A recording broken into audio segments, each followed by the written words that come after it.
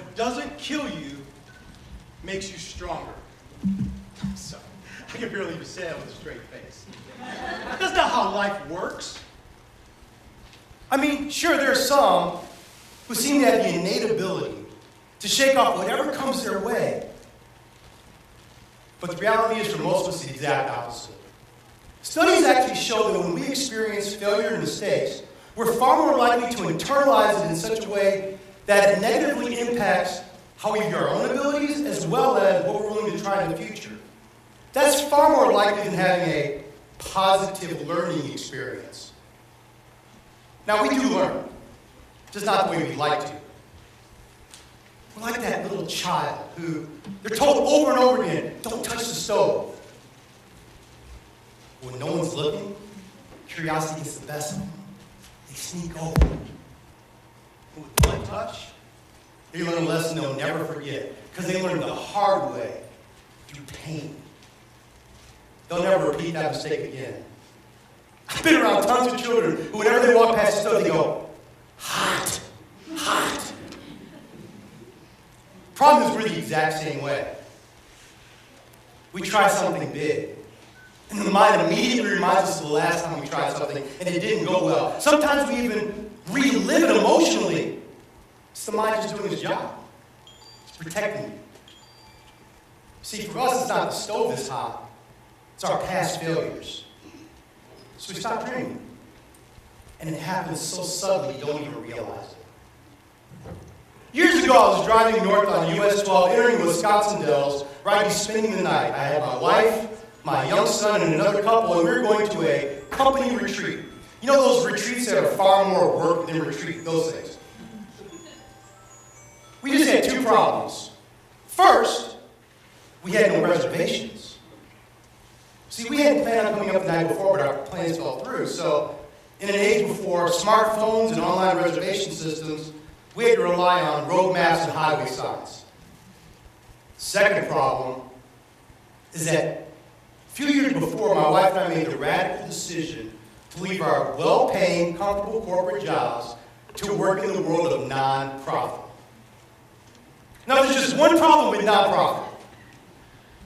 It's nonprofit. There's no money. Look, listen. We took a 67% cut in pay while living in downtown Chicago 3 weeks after getting married. She said, "Ooh, dude, I lived it, okay? Trust me. It was tough, you know." And so now, to make matters worse, our employers actually said, if you go up the night before, we can't reimburse you for your accommodations. So now here I am, and I'm driving, and I'm looking at signs, and I'm just, with every sign, I'm losing hope, because I don't know how we're going to do this. And then finally, I saw the one sign. It was a sign that it represented safe, clean, and cheap. Motel 6. So we pull in the parking lot, we go to the front desk.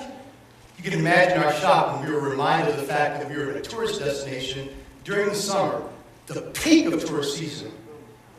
We couldn't even afford the Motel 6. Well, while talking to some other employees, they told us, well, the head of housekeeping actually has her own motel. We called her, and she was willing to give us a room at a rate we could afford. So we got back in our cars, drove 2.5 miles, to the scariest place I've ever been in my entire life. We locked our families in the car. I go to the front desk. I rang the bell. You don't ring bells. And out came the creepiest woman did you ever see the movie Psycho? That I'm living it, right? And she's standing in front of me, and she's so happy to see us. And she's like, "Oh, we heard you're coming. I got your rooms ready for you." And so now, my acquaintance, he just pulls out his credit card, ready for a transaction. I'm like, "Whoa, let's see the room first." She said, "Sure." So she takes us on a tour of the room. You just open up the door and let us see it. But she's so excited. "Oh, look, here's the bed. Here's the sink. Here's the toilet that works." I'm like, and all the time I'm thinking, something's missing. And then she asked, "Do you have any questions?" It hit me. And I look at her and I said, "Are there any phones in the room?" And And she looked back at me with those beady little eyes and said, honey, this ain't the Motel 6. You know, I thought about that for years. How did we get there?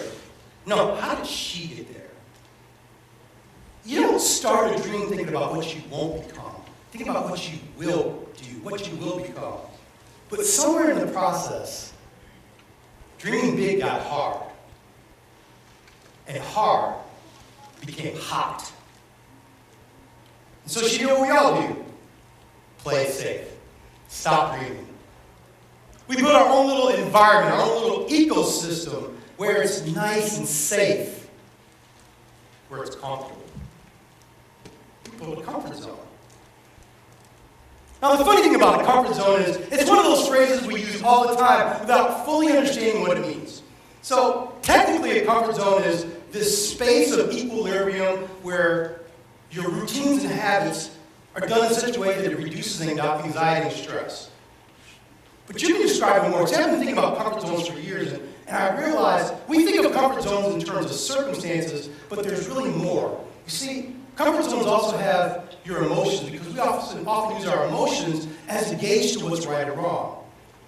It has our beliefs, because our beliefs will either inhibit or hinder what we think is possible.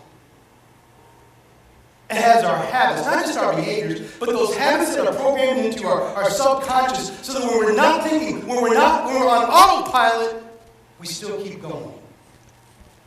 And everyone you know is in your comfort zone. Every relationship. Now, truth of it is, comfort zones get a bad rap. We make them out to be the demon that guards the gap between where we are and where we want to be, and that's not true. We need comfort zones. They're a good thing. See, when you've gone through a major transition, you need a comfort zone to make it stick so you can exist in it. The problem is, comfort zones become obsolete. They expire. We outgrow them. And the longer you've been in it, the harder it is to get out.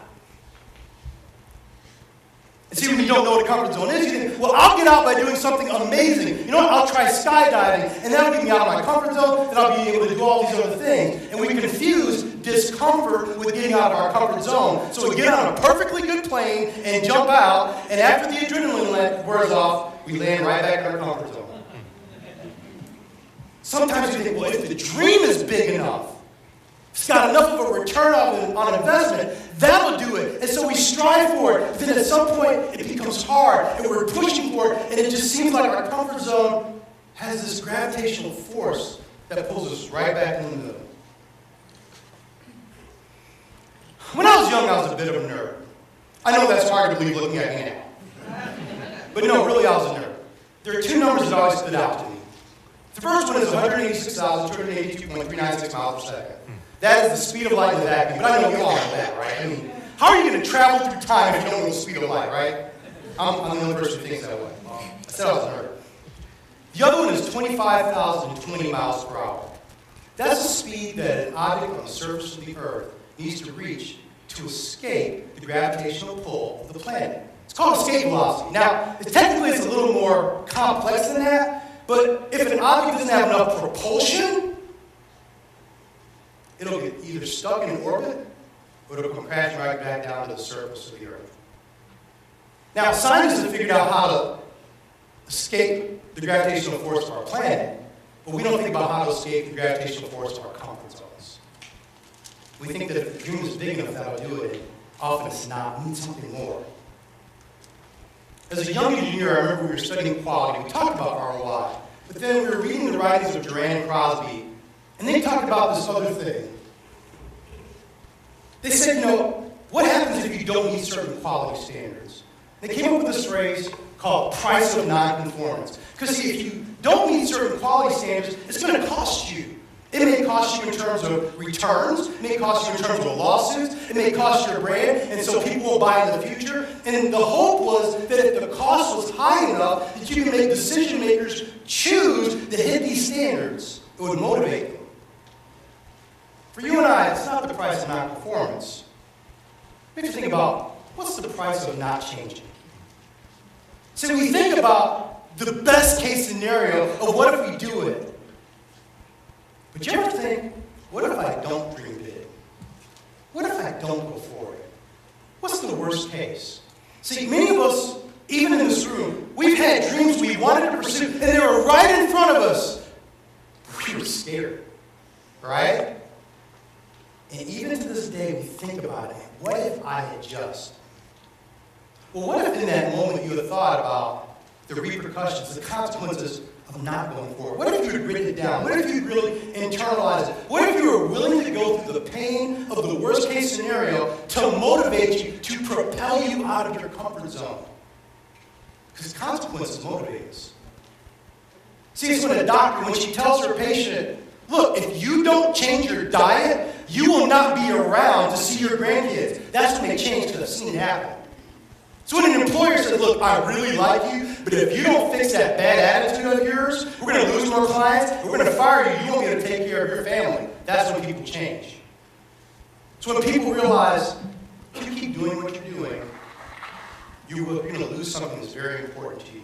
See, that price of not changing is a powerful motivator because it disrupts your comfort zone. It removes the gravitational force, and it propels you out, and it makes you not want to go back. Because that's the challenge. When you're going out, you want to go back. You know, my wife and I took that 67% cut in pay. It didn't just happen. You don't wake up and go, we've been married 3 weeks now. We make way too much money. We should fix that. No, that's not the way it goes. You see, before we got married, before we were dating, before we even knew each other, we both volunteered for different parts of a program called the Cabrini Green Youth Program. Cabrini Green was one of the most notorious housing projects in the country. It's one of the poorest, one of the most dangerous, one of the most violent.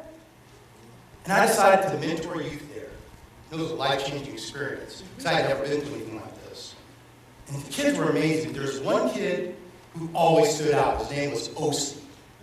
Osi was brilliant, like brilliant. And his social skills were off the chart. And he had it. You know what I mean by it? He had it. And he had everything you would need to succeed. And then one day, he came in down. He wouldn't talk. And it wasn't like him. So I asked him what was wrong, but he wouldn't talk. So I gave it a little bit of time, but I realized he's not coming out of this on his own. So I said, hey, look, come on. We went down the hall to Seward Park Gym. Let's just shoot some baskets. And so we're playing around. We're just shooting, having fun. After about 15 minutes, he loosened up. I said, so, Osi, what's wrong? He said, well, it's my mom. So, what's wrong with your mom? He goes, well, she's gone.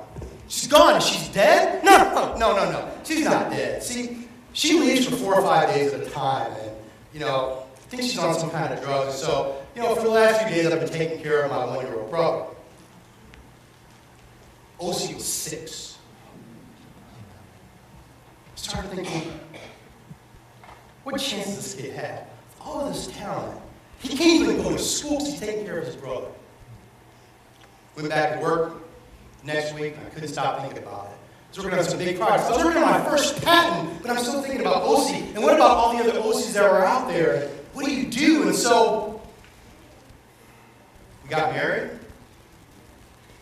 My wife and I decided to leave our corporate jobs. I left grad school. I was in one of the most prestigious grad schools in the world working on my MBA. Because we decided we wanted to trade income for impact. Because the Osi had disrupted my comfort zone. And the funny thing is, years later, I got both. Because I learned how to leave. If you learn how to escape your comfort zone, you'll never settle for less. Thank you.